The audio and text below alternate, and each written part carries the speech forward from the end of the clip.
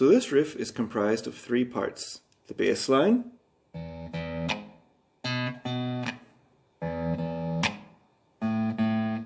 the hits with the thumb on the muted strings, and the plucking of the higher strings. So we're going to build this riff up adding one of these elements at a time. And we'll start with the bass line. The bass line consists of three notes. The first one is the open E string, played twice.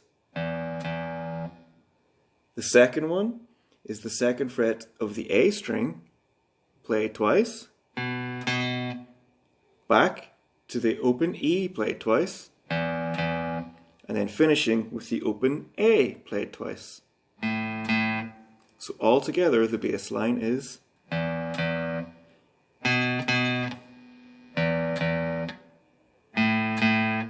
just repeated.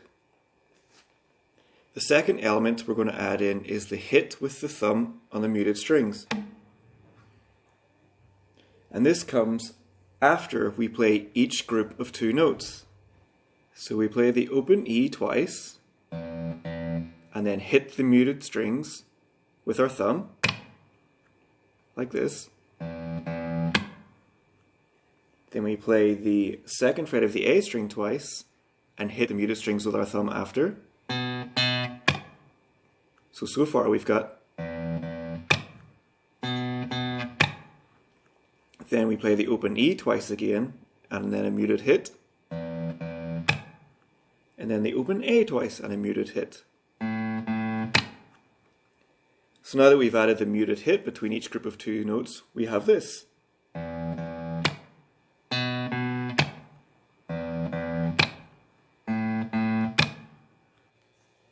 The final element is the high plucked strings, and this is the open B string and the open high E.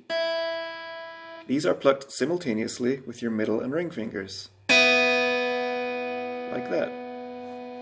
This high pluck comes in after each hit in the riff. So if I were to play the first part of the riff with the open E, it would be like that. Then if I played the second fret of the A string, it would be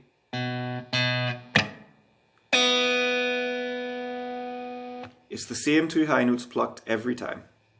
We go back to the open E,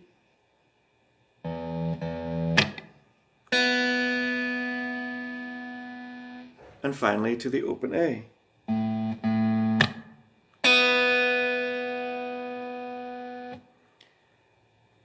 As one final tip, as soon as you pluck the high strings, the next bass note comes in straight away. One more time, very slow.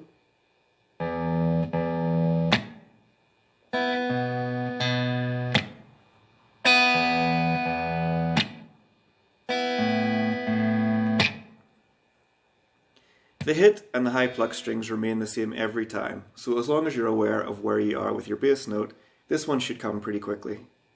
The original of this song is played on an acoustic, so that would be the best guitar to get the original sound, but any clean tone will do. Hope you enjoyed this one, and I'll see you next time.